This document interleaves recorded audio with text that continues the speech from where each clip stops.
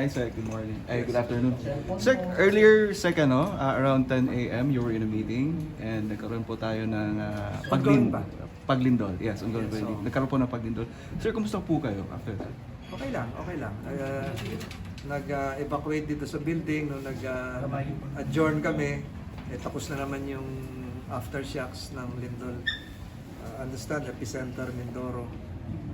Sir, during the meeting, ano po yung napag-usapan? Dalawa lang agenda ngayon.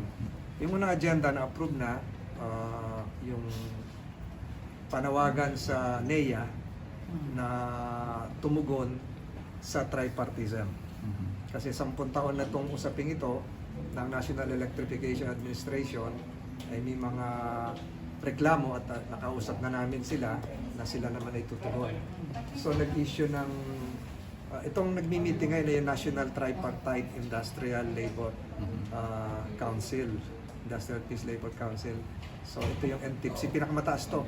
Nandiyan sa loob lahat ng mga trade unions. Nandiyan sa loob lahat ng trade unions. Hintay niya, natatapos na yan. Nandiyan sa loob lahat ng namumuno ng employers. ECOP nandiyan. Sir, ano po yung naging kahilingan Sir, nila? ito muna. Okay. Dalawang agenda lang yung sa NEA, approve na.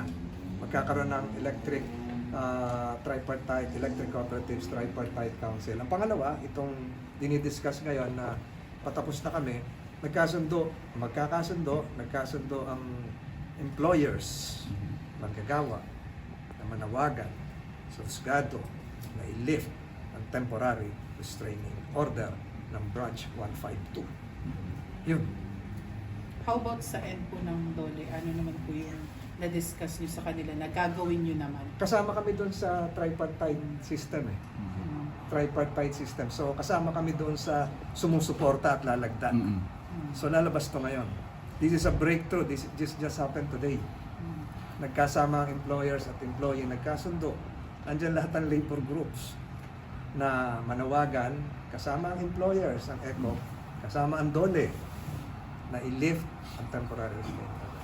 Yung napagkasunduan nyo, nila